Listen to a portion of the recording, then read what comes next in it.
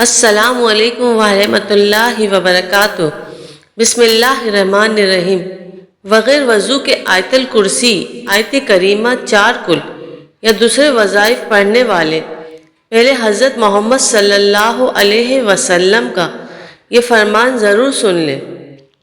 حضور نبی کریم صلی اللہ علیہ وسلم نے بغیر وضو آیت الکرسی یا دوسرے وظائف پڑھنے کے بارے میں کیا حکم فرمایا ہے؟ بسم اللہ الرحمن الرحیم۔ کیا آیت الکرسی، آیت کریمہ اور 4 کل وضو کیے بغیر پڑھ سکتے ہیں؟ اس ویڈیو میں یہ تمام معلومات فراہم کی جائیں گی، لیکن پہلے یہ جان لیجئے کہ اگر آیت الکرسی کو وضو کرنے کے بعد ایسے تلاوت کرے تو اللہ تعالیٰ پڑھنے والے کو 40 سال کی عبادت کا ثواب عطا فرماتا ہے، 40 درجہ بلند کرتا ہے اور 40 حوریں عطا کرے گا۔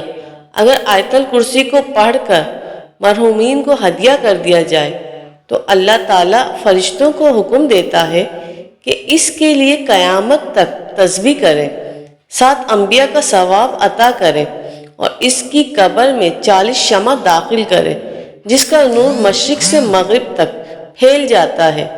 اس نور سے اس کی قبر وسیع ہو جاتی ہے۔ سبحان اللہ۔ ایک مرتبہ ایک شخص امیر المومنین حضرت رضی اللہ تعالیٰ عنہ کے پاس آیا اور بتایا کہ اس کے بدن اور مثانے میں سے پیلا پانی نکلتا ہے، اس کا کوئی علاج ہے؟ امیر المومنین نے فرمایا، بغیر کسی درہموں دینار کے اس کا علاج ہے کہ تم آیت الکرسی کو اپنے بدن پر لکھو، آیت الکرسی سے غسل کرو، آیت الکرسی کو پانی پر دم کر کے پیو اور آیت الکرسی کو اپنے بدن کے پاس رکھو، انشاءاللہ شفا ملے گی۔ حاجات کے لیے 41 مرتبہ آیت الکرسی پڑھو۔ ٹانگوں میں درد کے لیے آیت الکرسی پڑھ کر اپنی ٹانگوں میں مسح کریں، اس سے چلتے وقت درد نہیں ہوگا۔ آنکھوں کی نظر کم نہ ہونے کے لیے 70 مرتبہ آیت الکرسی پڑھیں۔ جس کا پیاس سے ہلاک ہونے کا خوف ہو وہ 66 مرتبہ آیت الکرسی پڑھے۔ مرحوم کی قبر پر 7 مرتبہ آیت الکرسی پڑھے، اللہ تعالیٰ قبر پر رحمت نازل کرے گا۔ جیل سے جلد رہائی کے لیے 1000 مرتبہ آیت الکرسی پڑھے۔ مریض کی شفا یابی کے لیے 3 دن لگاتار 101 مرتبہ آیت الکرسی پڑھے۔ سر درد کے لیے 7 مرتبہ آیت الکرسی پڑھیں۔ لوگوں کے دلوں میں اچھی نیت سے محبت پیدا کرنے کے لیے 41 مرتبہ پانی پر آیت الکرسی پڑھ کر دم کریں اور پانی پلا دیں۔ کام میں آسانی پیدا کرنے کے لیے سورہ علم نشرہ اور آیت الکرسی 10 مرتبہ پڑھیں۔ بچوں کو بلاؤں سے سلامتی کے لیے 40 مرتبہ آیت الکرسی پڑھیں اور پھر لکھ کر بچے کے گلے میں ڈال دیں۔ ناظرین، آیت الکرسی پڑھنے کے فضائل تو بہت زیادہ ہیں اور یہاں پر ہم اس کے چند خاص ذکر پر ہی اتفاق کرتے ہیں۔ ہر روز صبح شام پڑھنا چور، ڈاکو اور آتش زدگی سے تحفظ کا ذریعہ ہے۔ ہر فرض نماز کے بعد اس کا پڑھنا رزق میں فراوانی کا باعث ہے۔ ہر روز فرض نماز کے بعد اس کا پڑھنا سانپ، بچھو اور جن و انس کے شر سے بچاؤ کا سبب ہے۔ اس کو گھر میں لکھ کر رکھنا چوری سے بچاؤ کا سبب ہے۔ اگر اسے لکھ کر دکان میں رکھا جائے تو اس میں خیر و برکت ہوگی۔ ہر شخص کا سوتے وقت اس کا پڑھنا فالج سے حفاظت کا باعث ہے۔ نبی کریم صلی اللہ علیہ وسلم سے منسوب ایک روایت میں ہے کہ جو شخص فرض نماز کے بعد آیت الکرسی کی تلاوت کرے گا خدا اس پر نگاہ رحمت کرے گا اور آسمان سے ایک فرشتہ بھیجے گا جو ان کی نگہبانی کرے گا۔ دوسری جگہ ورد ہوا ہے کہ جو آیت الکرسی پڑھے گا وہ اس شخص کی طرح ہوگا جس نے پیغمبروں کے ساتھ رہ کر جہاد کیا ہو اور شہید ہوا ہو۔ موت کے بعد بلا فاصلہ جنت میں جگہ ملے گی۔ اس کے علاوہ فکر و فاقہ دور ہوتا ہے، خدا کی طرف سے انعام نامہ ملتا ہے، رزق میں وسعت پیدا ہوتی ہے اور خدا اپنے فضل سے اس کے مال میں اضافہ کرتا ہے۔ نبی کریم صلی اللہ علیہ وسلم نے فرمایا، اے علی، آیت الکرسی میں 50 کلمات ہیں اور ہر کلمے میں اللہ عز و جل کی طرف سے 50 برکات ہے۔ آیت الکرسی کا مقام وہ ہے جو پہاڑی میں چوٹی کا ہوتا ہے۔ امام محمد باقر رضی اللہ تعالی عنہ نے فرمایا، ایک مرتبہ آیت الکرسی پڑھنے والے کی دنیا کی 1000 مصیبتیں اللہ تعالیٰ ختم کرتا ہے، جس میں کم از کم غربت اور آخر میں عذاب قبر سے نجات حاصل ہوتی ہے۔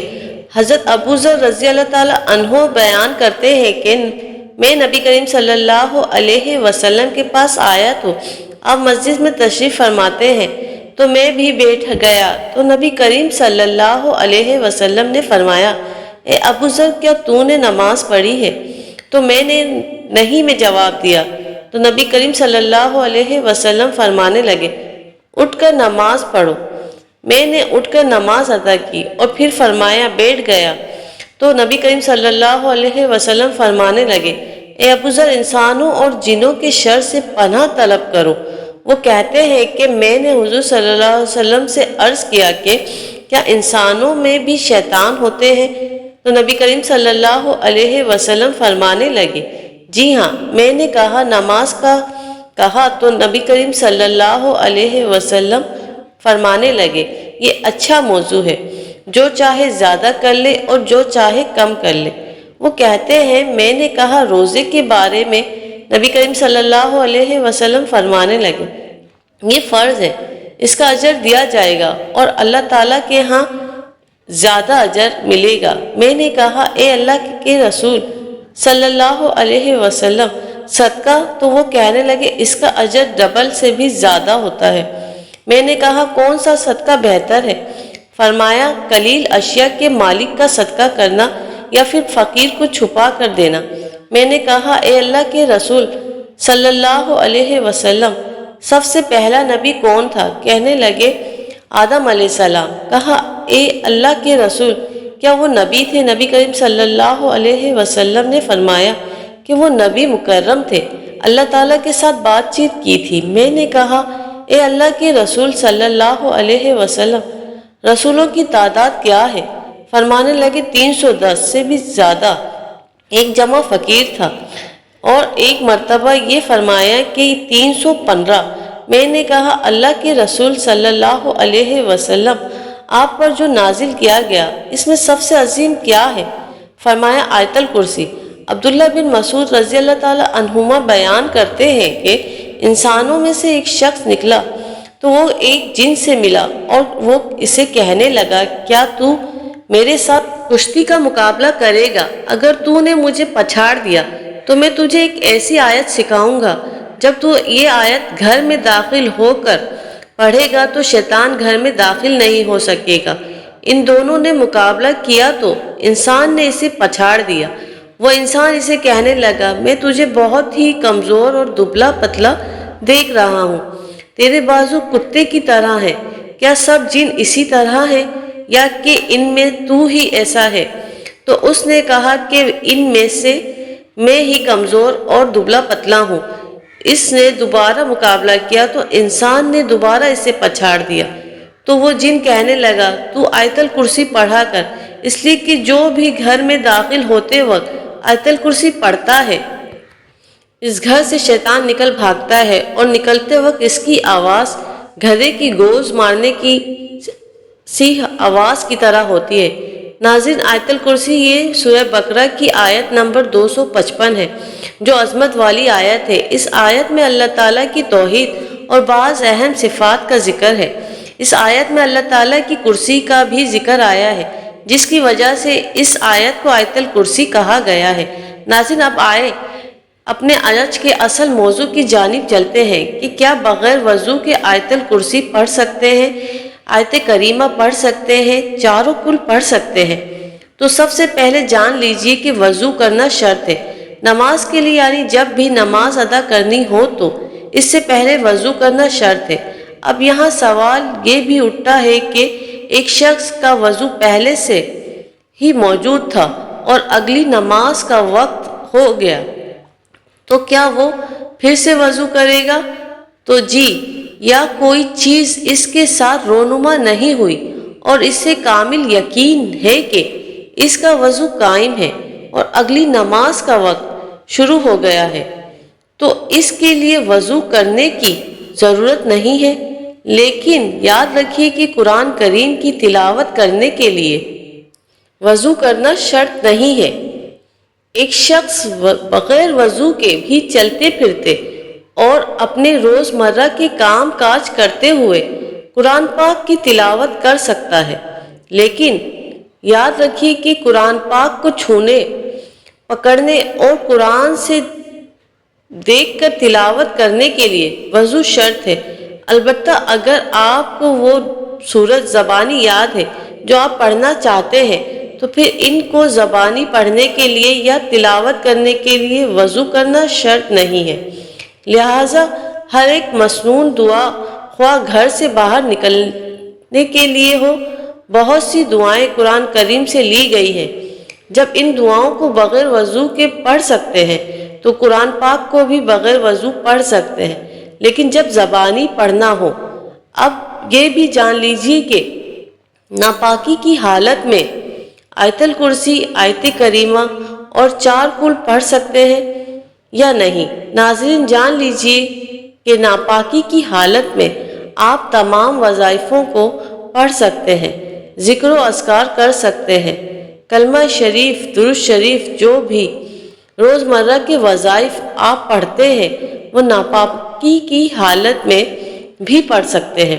اب یہاں جو مسئلہ قابل ذکر ہے، انتہائی غور سے جانیے، سنیے کہ ناپاکی کی حالت میں عورت اور مرد قرآن کی تلاوت نہیں کر سکتے، لیکن قرآن کی کوئی بھی سورت یا صورتیں جن کو وہ ذکر اذکار کے طور پر کرتے ہیں یا وظیفے کے طور پر پڑھتے ہیں، ان کو زبانی پڑھ سکتے ہیں، لیکن قرآن کی کوئی بھی سورت تلاوت کی نیت سے ہرگز نہیں پڑھی جا سکتی۔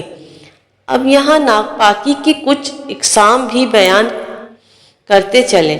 اگر حالت جنابت میں یا حالت حیض و نفاس میں، یا خواتین کے کپڑے خراب ہیں، بچے کے پیشاب کر دینے کی وجہ سے ناپاک ہو چکے ہیں، یا مرد حضرات جو باہر کام کرنے کے لیے گئے، باہر کیچڑ یا گٹر کا پانی وغیرہ ان کے کپڑوں پر لگ جاتا ہے، تو یہ تمام حالت ناپاکی کی حالتیں ہیں۔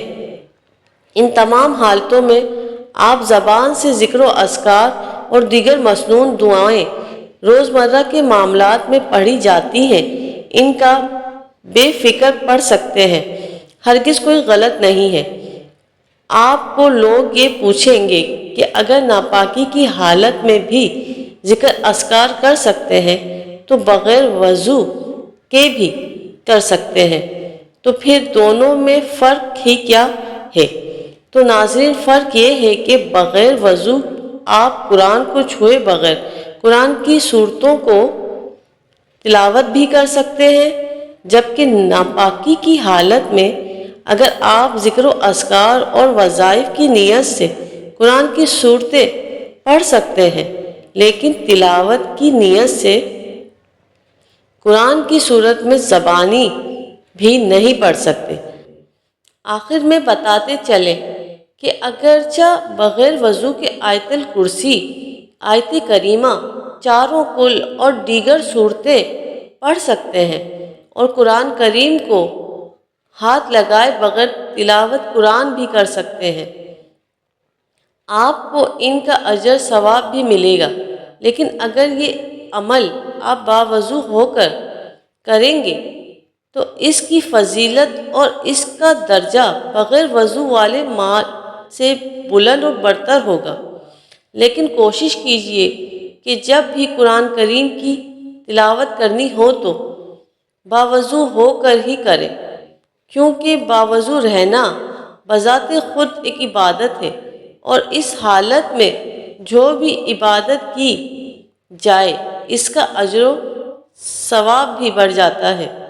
ناظرین، اللہ تعالیٰ سے دعا ہے کہ اللہ تعالیٰ ہمیں روزانہ قرآن مجید پڑھنے نماز پڑھنے اور ذکر و اذکار کرنے کی توفیق عطا فرمائے اور ہمارا خاتمہ ایمان پر فرمائے، آمین۔ ناظرین، ویڈیو اچھی لگے تو لائک کریں، شیئر کریں۔ اللہ حافظ۔ السلام علیکم ورحمۃ اللہ وبرکاتہ۔